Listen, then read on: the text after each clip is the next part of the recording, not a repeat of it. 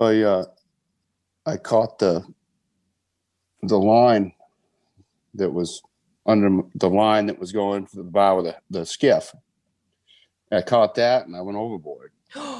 But when I did, my foot went under the rope, and when I fell, it put a hitch around my ankle, and my boat's still in reverse, and it's not on the mooring. It's gonna be a really neat behind the scenes. And I was like, oh my gosh, this is so weird. Because something always magical happens. Wait, what? Did you just make that up? Hey, it's Meredith for Real, the Curious Introvert. Listen each week as I talk with someone new. The topics are as ADD as I am, but they'll inspire you to stay curious and grow. Hey, Curiositors, it's me, Meredith. My next guest is a hardworking commercial fisherman whose family has lived in Maine in the same town for over 100 years. He's someone not that accustomed to talking about himself. He believes in function over image and in making things work over complaining. Even his story about how he almost died twice almost just seems like it should be way more dramatic. And in this episode, we talk about fishing culture, feuds, and the major fishing scandal in the American Northeast. Enjoy, everyone. For most of us, fishing is what we call enjoying an adult beverage near water. I'm pretty sure my granddaddy used fishing as a reason for me to stop talking. He said I'd scare the fish away. But for my next guest, fishing is a way of life and how he makes a living. He's fourth generation commercial fisherman, and today we're going to get a peek inside the life and ideals of what he calls an honest living. Debt-free dad of two beautiful girls, Maine Lobsterman, 6 generations in the same town and never married a relative, Erik Waterman, everyone. How we doing? We made it. We finally made it. Yeah, where I am. So I was preparing for this conversation, and I had this total dumb moment when I realized your last name was Waterman. It doesn't get more perfect than that. And that's so fitting for a 4th generation fisherman. Well, I guess it fits better than Smith. Yeah, it does. How are your daughter's fishing skills? Well, my youngest daughter, she really likes fishing. Kind of like to reel her in a little bit. So she didn't like it so much because it scares me a little bit. But why is this? She well, just because I don't know. I know what it takes to go commercial fishing and make it work. And I mean, if she decided that that's what she wanted to do, I'd support her 100% with my checkbook, probably. And but she's just, I'm afraid she'd make me look bad. She's just fishy. She catches stuff. I went tuna fishing one time this year. She begged me all summer, can we please go tuna fishing? Can we please go tuna fishing? Till I got sick of hearing it. And I was like, all right. And I built it up and built it up and built it up. So we ended up, and she had her own lobster traps too. So she'd come out on my boat and we'd haul her traps. And she'd get what we caught out of those to pay for her car that I'm going to buy. And so I took my girlfriend, my stern man, and Abby, my daughter, tuna fishing. We were there for, and I'm not a great tuna fisherman. I don't have the patience for it. We were there I just picked a random spot. I'll just throw the anchor out by these shoals, and there's got to be some bait, some herring and mackerel swimming around. Tuna will be feeding on them. And we were there for an hour, and we hooked up on a tuna. At first, I thought it was a shark, but it wasn't. It was a tuna, and it was a 2-hour fight. Oh, wow. And did she fight? Did she do it the whole time? No, I did it. I wouldn't let anyone near the pole. I was like, nope, we're going to do this. I want to get it in the boat. If anything goes wrong, I want it to be my fault. I didn't want, and plus I was as excited as anybody. Right. So we ended up catching a tuna, and it was like 95 inches, and we had all we could do to get. We had to use the hauler, the pod hauler. We got it in the boat, and then we went and sold it, and then they kept begging me to go again, and I said, nope, we're 100% right now. We went once, we got one, we're done. Are there very many female fishermen in like the commercial fishing industry? Yeah, there's more now than there was, I'd say, it's been 20 years ago. Yeah, there's one that fishes out of my dock, and I know that there's like east of here, like Stonington and Vinyl Haven, Stonington. There's women that have their own rigs, their own boats, gear, and and crew. But female crew. Yeah, no, women are generally the best sternmen. They're efficient. They don't waste. They don't waste time. What's a sternman? That's the person that's behind the captain that's filling the bait bags and measuring and banding the lobsters. So it's like a mate. Oh. So you have the captain and your mate. And if you're married and your wife's your stern man, then you're mates. Double mates. A double mate. You've said you've been fishing, I think you said since you were like 11 years old. Have you ever thought about having a different career other than being a commercial fisherman? Probably the only thing I could think of is I always liked history in school. I loved history, learning about war and learning about the history of the country. And I always liked the way back, Native Americans, did Columbus really discover America, which we all know he didn't. But that's not what was in the textbooks when I was in school. So now it's ingrained in all of us that Columbus was the man, but he wasn't. And I would have loved to have been an archaeologist. A archaeologist or a regular archaeologist? I just like to dig in the dirt and find old stuff, Mm-hmm. Whether it would be dinosaur bones or an Inca like village or something, changing history. They say you can't change the past, but you can if you're an archaeologist. Yeah, definitely you become the teller of the history. This is not ancient history, but this is recent history that I learned about when I was preparing for our talk today. Have you ever heard of the Codfather? Who? Don't choke. Absolutely. Yes. So for those that don't know what this is, because I definitely didn't, he was a fisherman in New Bedford, Massachusetts, who in 2016 had a fleet that was about a fifth of the entire cod market. And he profited from selling his own catch to himself. Basically, he had his own warehouse. And then he provided false catch reports to the government and to make more profit and evades taxes. And his whole scheme got busted when a NOAA agent and an IRS agent posing as Russian businessmen pretended to be interested in buying his business. He just got out of prison in June. It's such an interesting story. But what I wanted to ask you about is when you heard about this, because I learned that his dishonesty affected those that were very honest. And I know from talking with you that you have a respectable code of ethics, right? That you seem to live your life by. So when you heard about this, what was your reaction when you heard about how he was cheating the system?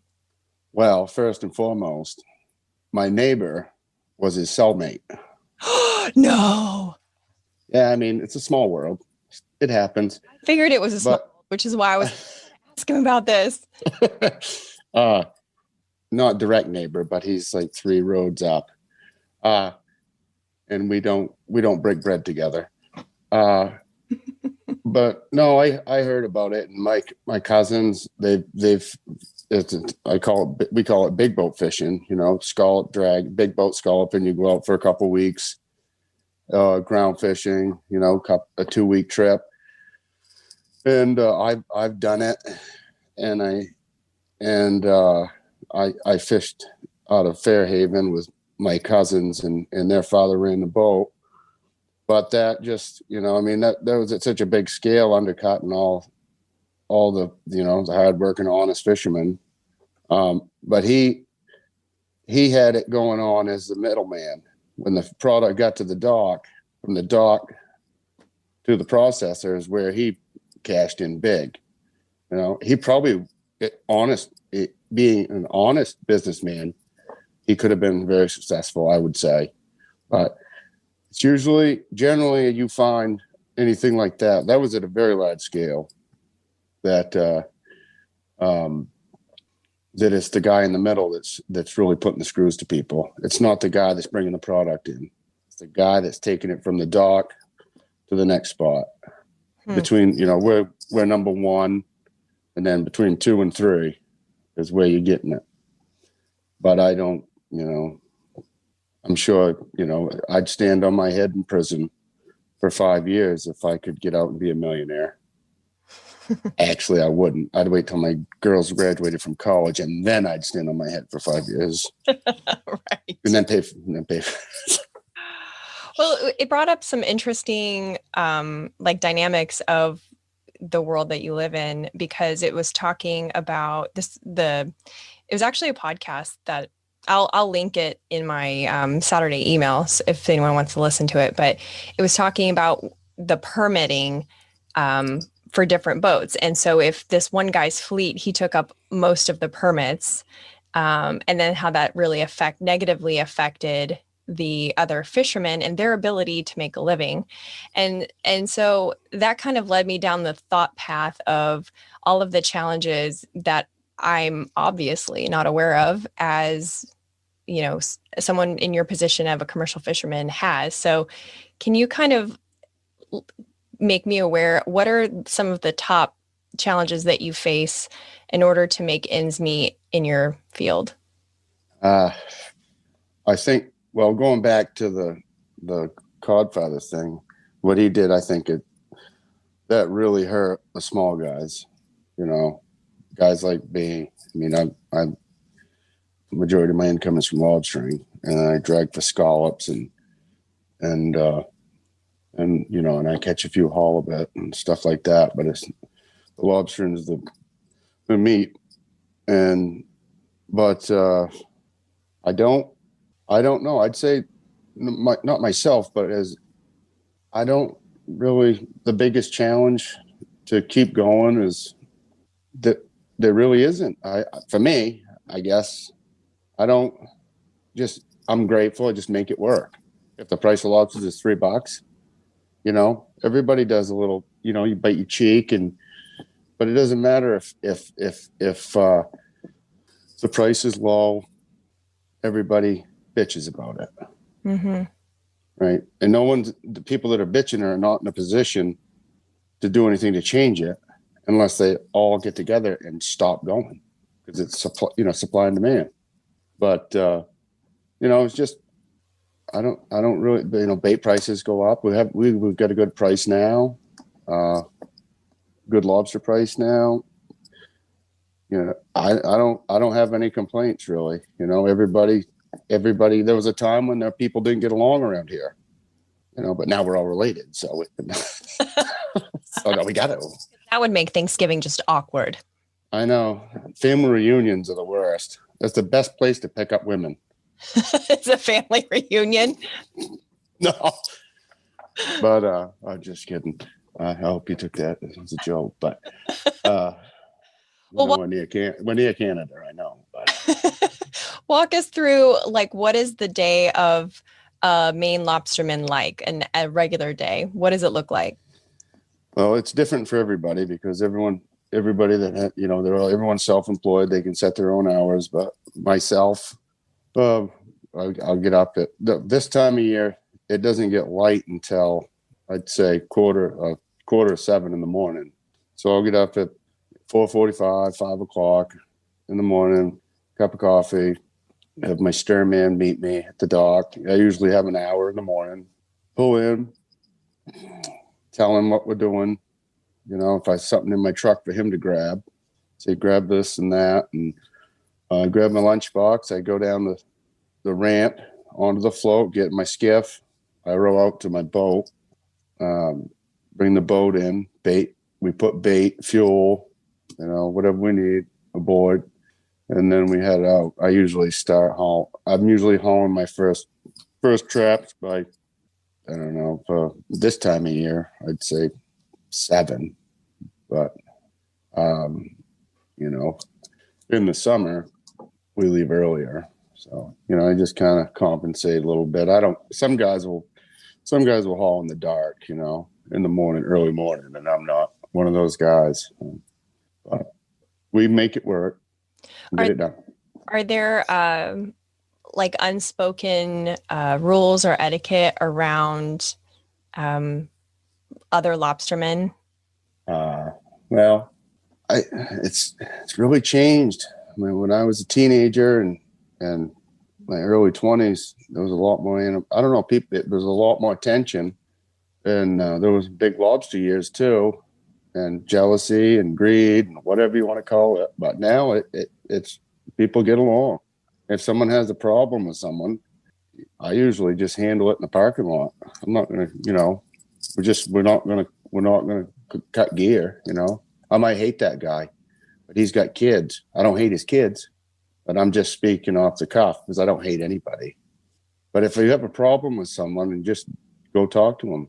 Either, you know, you're going to the hospital to get your jaw wired shut, or you shake hands and walk away. That's interesting. I wonder why it was like more full of conflict earlier and now it's not. I just think that the fishing was better. I don't know. You get different players for different years, you know. So even though you've been in the business in the same area essentially for most of your life, that's not the case with everyone. Yeah, no, I've been here. I've seen this. I've seen a change. I've seen people move here from out of town and fish, and you know, I don't like it. I don't like it at all. But I've accepted it, and I'll treat you how you treat me. Decent to me, I'll be decent to you. But you know, it doesn't. In this area, it seems it doesn't matter it doesn't matter what your history is. You know, it doesn't matter how long you've been here. You know, if you're going to get, as time goes on, I realize that more and more people have to stand on their own 2 feet. You're not going to get people to stand behind you. Hey everyone, just a quick interruption to show gratitude to our sponsors and give you some special deals. So I don't have kids, but I also want to tell you about It's Your Magazine. They're a national family-centered publishing company with free parent magazines. They have parenting advice, events, and inspiration. I'm actually in a networking group with a publisher, and this guy is all about family. You can view a free magazine in cities in Texas, Oregon, Washington, and Florida by checking them out at itsyourmagazine.com. And INSEC. So I've always felt iffy about pesticides. Then the mosquitoes got so bad, I would get covered in them from walking from my house to the car. I called INSEC, and to say I've been impressed is an understatement. When the treatment wasn't quite doing it, the owner actually came to my house. He found the breeding sites, identified the species of mosquito, and adjusted my treatment to that species. That's when I found out he's also a beekeeper, and pollinator issues are always top of mind. So if you're in the Florida Panhandle or Gulf Coast of Alabama, give him a call, ensec.net. And Dr. Rob Thompson in Pensacola, Florida. There are a million chiropractors in this town, but Dr. Rob is different. He doesn't just give you a crack pop and a slap on the ass. I mean, that would actually be really inappropriate. His pledge is to provide fast, efficient pain relief with no drawn-out treatment plans or surprise bills. Since COVID, we all got 99 problems. Don't let pain be one of them. drrobchiropractic.com. Now back to the show. Basically. Yeah, that makes sense. You've mentioned a lot of things when we were just talking privately before about what fishing, I don't know if it's what fishing has taught you or just things that you find important in life as far as like characteristics and values. Have you found that the lifestyle of fishing has taught you particular things about being a person or characteristics that you think everyone should have? I don't think the only thing I've learned from fishing is how to be better at certain types of fishing.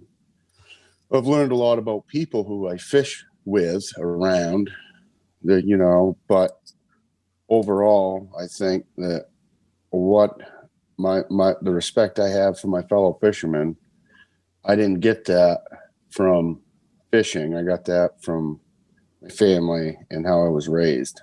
And if I'm upset with someone, I don't stop. I wouldn't stop in front of their house and burn my tires. If someone did that, I'd want to go slap their parents. Right? Yeah, that's funny. And the guy that, if you're going to stop and burn your tires in front of my house, do you realize that the guy that you did that to, you might need his help someday, and he might remember that. He might not help you, but he'd also give you the shirt off his back. Just basically it's, I haven't had any issues fishing with people with all this drama. It's like you see the fishing shows and the drama and the tension, and it's, this is reality. It's not reality TV. We all get along. Just, we're not like surprising. I think people would be surprised to hear that because especially, obviously I live by the Gulf of Mexico and fishing here is completely different. And my experience offshore fishing is as a kind of in a tourist way. And then my experience fishing as a local is, standing on the beach with toes in the sand. So your type of fishing is totally different from what I know.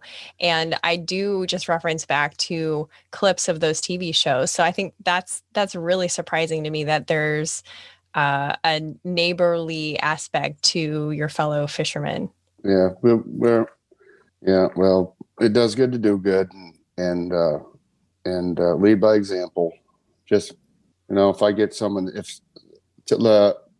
yesterday I had a pair of another guy's traps they got run over. So it was two of his traps on mine, and there's no buoy. So you just tie it off. I haul my traps up, get them clear, and then I hauled his traps up and kept them aboard the boat and got a hold of him and said, I got a couple of your traps here. That's what we do, and plus it cleans up the bottom. You look out for each other. What's the scariest thing that has ever happened to you while fishing? I found out my girlfriend was pregnant. Oh, wait, no. I just had to, I didn't know how my wife was going to handle it. Oh my God. No. One time being a nice guy, I met this guy at the dock. He was a tourist. He was from, I remember he used to gill, he told me he'd gill net perch on the Great Lakes. And I never really realized there was a commercial fishery up there. And then I got talking to him. And so I ended up saying they wanted to go out on the boat. I said, yeah, I'll take you out. So I wasn't fishing the next day. So I took him and his family out on my boat. We went out, we hauled a few lobster traps and had a grand old time. I probably knocked a few back or something. And so I dropped him off at the dock after. And I went to put my boat on the mooring, which is a giant anchor. And I had an outboard, sort of like a aluminum skiff with an outboard motor. So I pulled up, and this is late in the day, and there's no one around at all. And so I grabbed the line, and I'm trying to use terms that everybody will understand, but there's probably like 3 people that are going to watch this and be like, yeah, I know what a painter is. I know what a mooring bit is. I know what, Right. So anyway, so I grabbed the line on the Skiff is, I know what an outboard boat is. Thanks to my husband. He'd be so proud right now. But yeah, continue. So I grabbed the painter, the skiff, the bow line on the skiff that goes to the pennant that goes on the bow of the big boat. The So I bow, grabbed that. everyone. So the front of the boat, Yeah, the pointy end. the pointy end. And so there's a clip. I unclipped that and I clipped it on my on a cleat. And as I had the pennant to put my big boat on the mooring. As I stepped up on the rail, I put the boat in reverse. And when I did that, I've done it 1,000 times. That's usually when it happens. I put it in reverse. And when I step up, I'll put it in neutral just to back the boat down a little bit. I caught the line that was under the line that was going for the bow of the skiff. I caught that and I went overboard. But when I did, my foot went under the rope, and when I fell, it put a hitch around my ankle, and my boat's still in reverse, and it's not on the mooring. So I was hanging by one leg upside down, and there was nothing that I could do. I started doing some sit-ups basically with one leg. I couldn't get my other leg up on the rail because the boat was so high out of water. And eventually I did it enough. So when I was extended, I was underwater, like to my chest, upside down.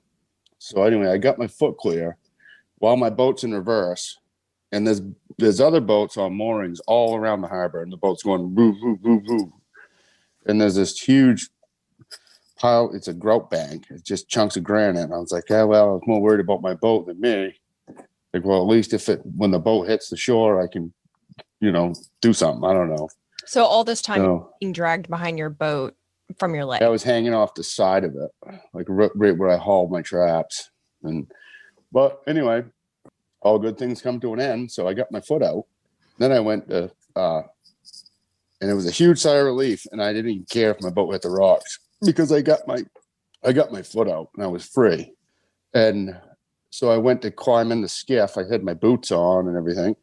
And I went to pull myself. I grabbed the outboard and I went to pull myself up in the skiff. And as soon as I did, the line came tight and it yanked the skiff away from me. And by then I'm getting kind of tired, And so I was like, I just got one more. And so it's going probably like 2 knots backwards, So anyway, I got myself in the skiff. I got my boat. I put it neutral. And I said, wow, that was dumb. Here I am. But that's a lot better than losing a weight belt at 80 feet. Mm-hmm. Did that happen to you too? Yeah, I was dubbing for scallops. I tried out this new. Explain that, because I don't think everyone would understand why that's significant. So you're underwater, you're a diver also. So this is not, this is out of the boat in the water. You're 80 feet down. The weight belt is helping you stay down, and then you lose the belt.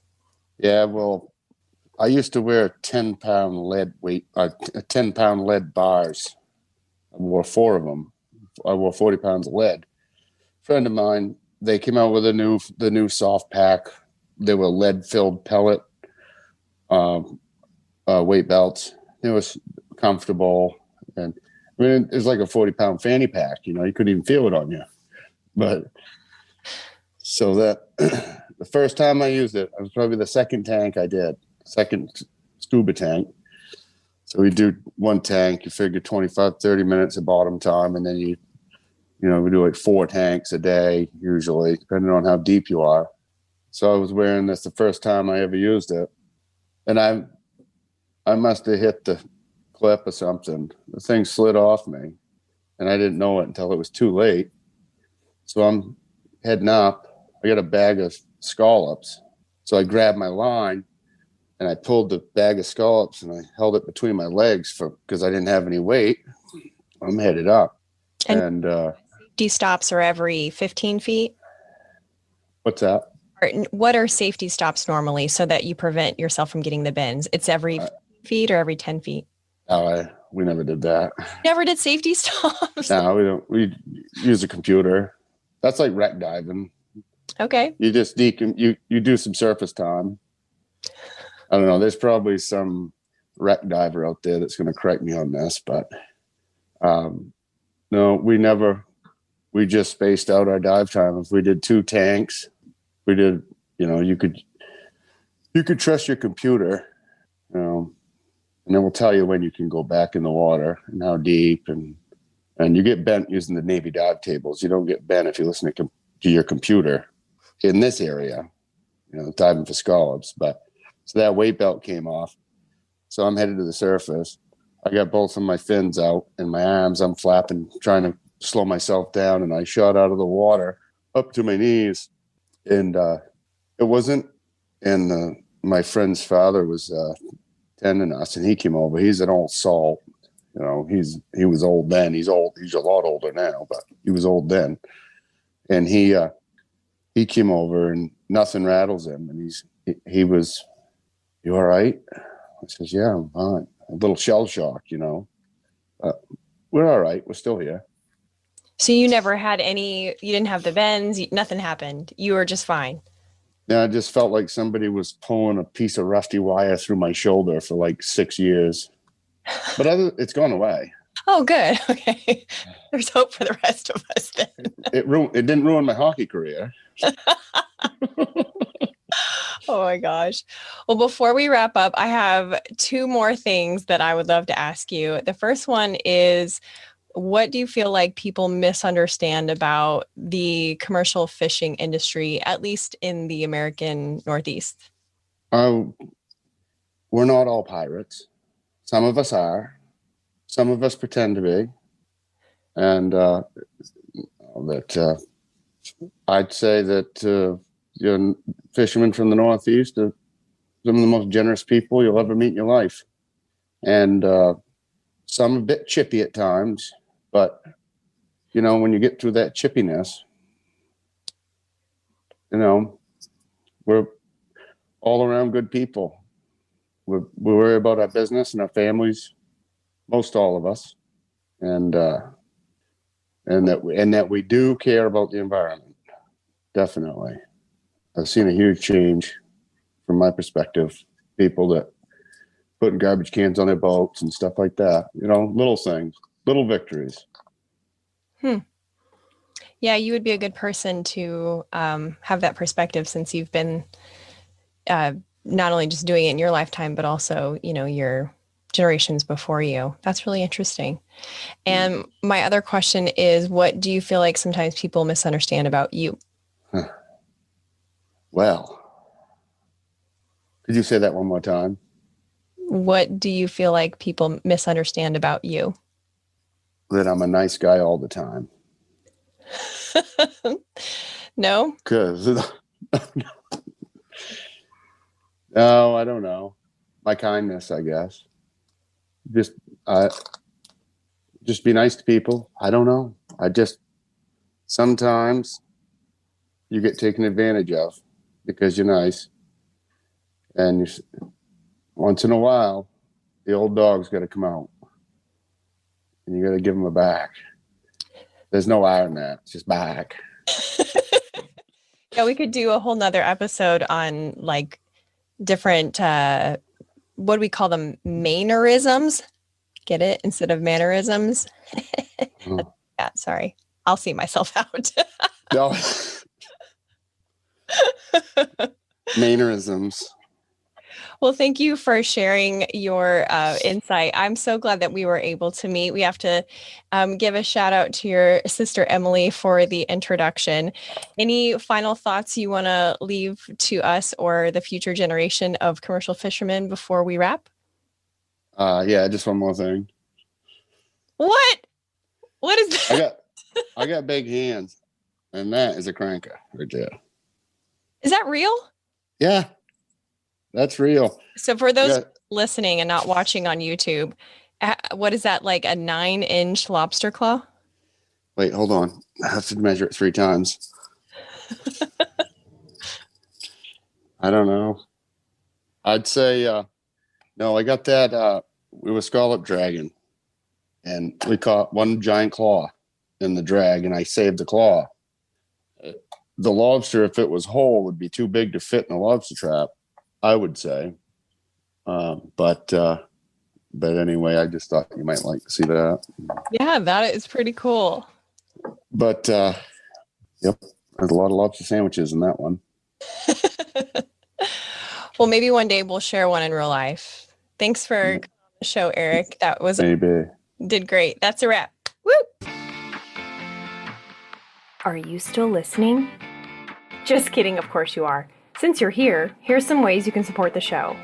Stalk me on social media, leave a review, share an episode with a friend, or check out my Teespring page for delightfully sarcastic apparel. Links are in the episode description.